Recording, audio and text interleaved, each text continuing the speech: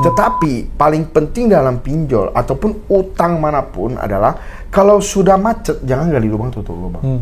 Bahkan banyak kasus pinjol itu kan yang ngalamin itu orang yang high profile. Rasa malunya ini lebih besar. Betul. Dibanding bayarnya itu loh. Kita itu harus punya sensitivitas. Sensitivitas di mana kita udah tahu ini tuh masa depannya ya buntu juga. Iya. Iklan pinjol nih maksudnya yang gua agak nggak srek lah ya. Itu tuh seolah-olah tuh pinjam uang tuh menyelesaikan semua masalah. Kan kalau iklannya kayak kalau kata lu Mon, menyelesaikan masalah tanpa masalah, iklannya gitu kayak. Oh baru ingat nih Mon, ada satu cerita. Apa tuh? Orang utang sukses, utangnya gitu. sama rentenir lagi. Hadapi. Oke. Macet itu bukan berarti kita itu jahat, enggak.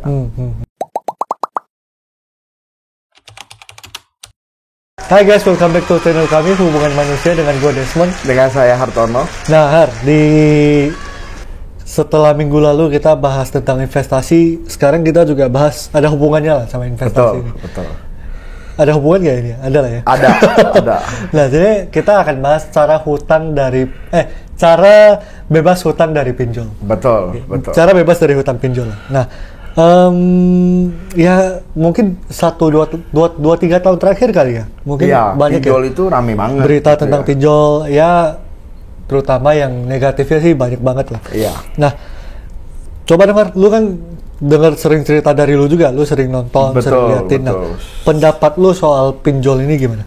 Nah, sebenarnya gini, pinjol itu cara termudah untuk dapat duit. Iya. Itu udah pasti. Dari aplikasi tinggal. Bener. Tinggal foto sama KTP beres, langsung masuk gitu ya. Dan semua orang bisa dapat. Iya. Semua orang. Cuma gini, pinjol itu sebenarnya adalah utang yang paling tinggi bunganya. Oke. Kenapa sih orang bisa dikenakan utang begitu tinggi bunganya? Biasanya orang yang pinjol adalah orang yang nggak punya akses untuk utang di tempat lain. Kalau dia bisa pinjam dana kur buat usaha, dia ngapain? Iya. Pinjam pinjol, dia pasti pilih dana kur, benar nggak? Ataupun kalau dia ada saudara-saudara yang percaya sama dia pinjam aja sama saudara. Iya. Buat bisnis gitu. Ataupun kalau seandainya dia ada bisa pinjam bank, dia ada sertifikat tanah. Pasti lebih murah dibanding harus pinjam ke harus pinjol, betul. Nah, cara untuk bebas dari utang pinjol ya satu, jangan pinjam di tempat lain gitu. Udah tahu segede itu kan. Iya. Kalau udah pinjam nih, memang kalau kita kalau kita belajar keuangan itu tuh lu kayak lingkaran setan karena bunganya besar, habis itu lu juga harus bayar, dan maksudnya orang yang minjem aja income-nya udah pasti nggak terlalu besar, tapi lu bayar bunganya super besar gitu. Betul. Bahkan banyak kasus pinjol itu kan yang ngalamin itu orang yang high profile. Oke. Kayak manajer, terus kayak direktur apa gitu. Beberapa ngalamin juga. Oke. Tetapi biasanya mereka itu sudah terjerat utang di tempat lain, baru gali lubang tutup lubangnya pakai pinjol. Iya, udah gak ada akses lah. Jadi akhirnya lo harus pakai ini buat nutupin yang di situ. Gitu. Betul. Jadi bukan cuma orang berpendidikan pun banyak yang kena utang pinjol. Okay. Tetapi gini, sebenarnya pinjol itu simpelnya gini. Kalau seandainya kita bisa jangan minjem. Tetapi paling penting dalam pinjol ataupun utang manapun adalah kalau sudah macet jangan gali lubang tutup lubang. Hadapi. Kalau udah macet hadapi. Banyak kita itu pengen lari dari kenyataan. Iya. Kita pengennya udah macet, udah gua pinjam lagi lah dari tempat lain atau apa gitu. Memang sih kalau secara mental ini kita nggak tahan gitu, apalagi ya kalau kita lihat di berita di teror, lalu juga dihubungi saudara, keluarga, dibikin malu gitu loh. Jadi akhirnya kita mau nggak mau ya nggak mau ngalamin itu, rasa malunya ini lebih besar dibanding bayarnya itu loh. Akhirnya kita gali lubang gitu loh. Dan maunya pinjol itu kan gitu. Iya. Dia maunya lu gali lubang tutup lubang. Dia gak peduli lu minjem sama dia siapa, yang penting lu beresin utang. Gak ada urusan sih sama dia. Gak ada urusan. Gua bisnis, yang penting gua nutup. Gitu kan, yang penting gitu. Cuman maksudnya gini, kita itu harus punya sensitivitas. Sensitivitas di mana kita udah tahu ini tuh masa depannya ya buntu juga. Iya. Kita gali lubang tutup lubang. Kita itu jadi dari ngutang ke 1 orang jadi ngutang ke 10 orang. Jadi ngutang ke 1 orang buat apa? Mendingan kita sekarang hancurnya kan. Kayak contoh lah, kita salah. Kan iklannya pinjol juga banyak yang menjebak. Betul. Banyak yang kayak murah banget. Pas cair, waduh sadis banget gitu kan. Nah, pas kita salah, kita lihat salah nih gua nih. Udah, jangan dilanjutin lagi. Malu-malu dah sekalian gitu. Mungkin juga terutama menurut gua yang kadang itu kalau gua lihat iklan pinjol nih, maksudnya yang gua agak nggak srek lah ya. Itu tuh seolah-olah tuh pinjam uang tuh menyelesaikan semua masalah. Betul. Terkadang gua ngerasa ada ya pokoknya yang penting ini bisa beres gitu. Tapi kan sebenarnya ya menambah satu masalah gitu. Bener. Cuman diiklanin, di marketinginnya itu seolah-olah bisa langsung beres gitu. Ya kalau pinjol itu gimana ya? Kan kalau iklannya kayak kalau kata lu mau menyelesaikan masalah tanpa masalah, iklannya gitu kayak lu punya masalah nih, anak lu mau beli motor gitu kan. Terus lu bingung, aduh stres bingung nih, udah gua pinjol deh dapet beres.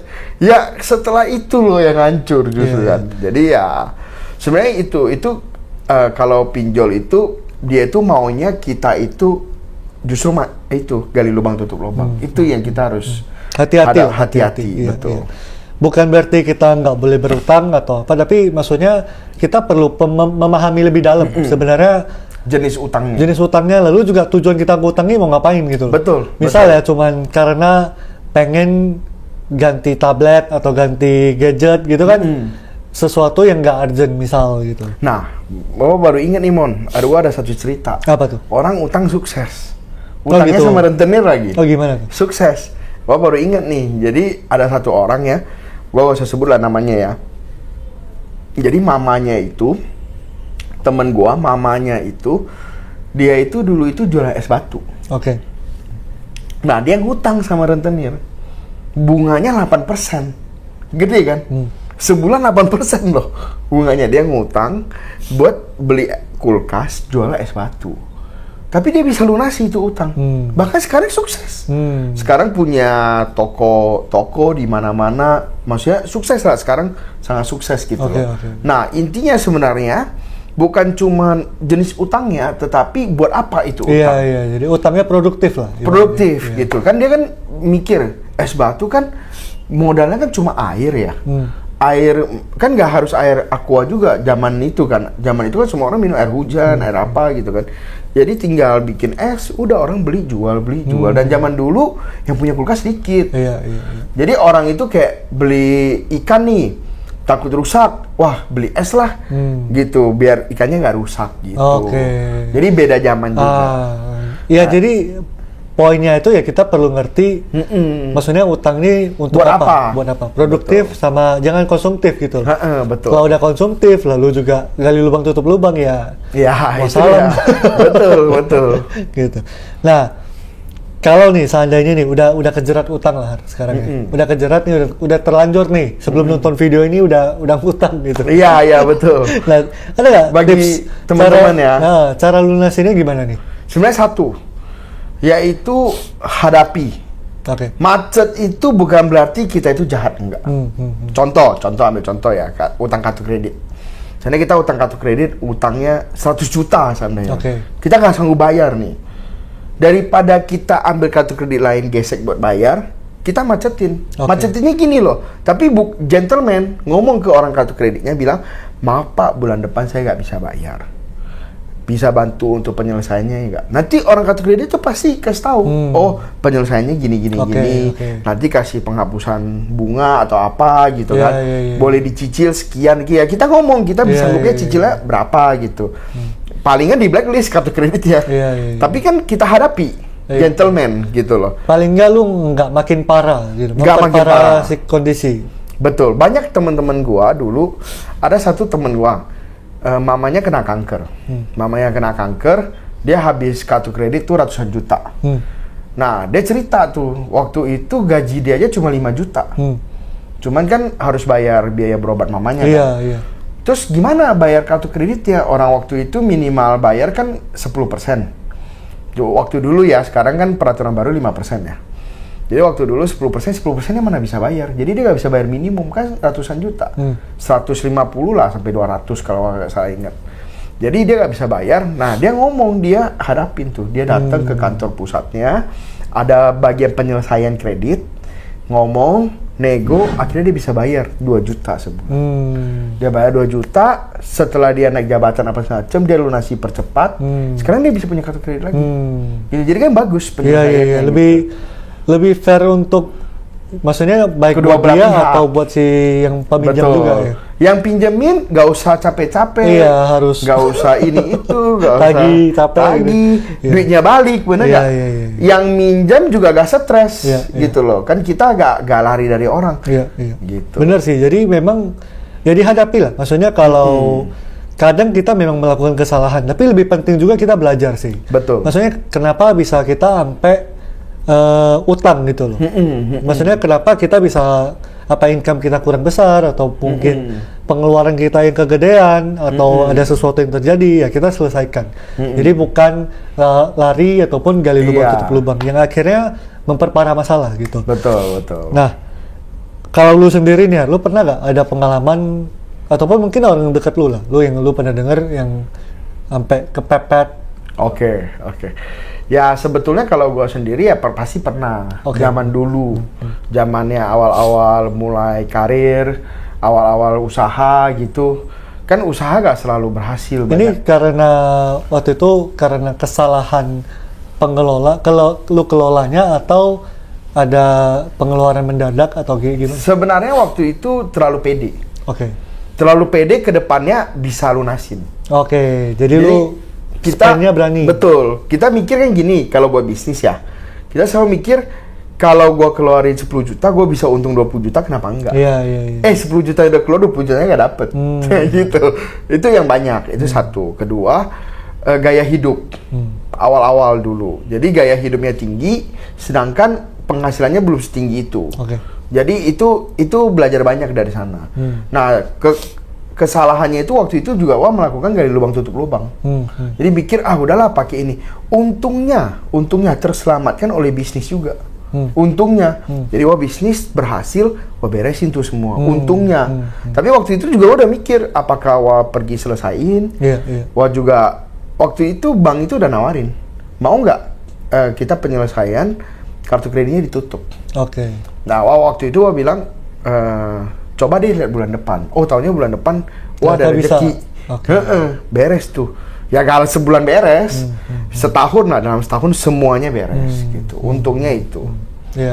Terlalu pede lah, terlalu pede. Banyak utang itu gak macet itu karena kita terlalu pede juga kalau dalam bisnis gitu.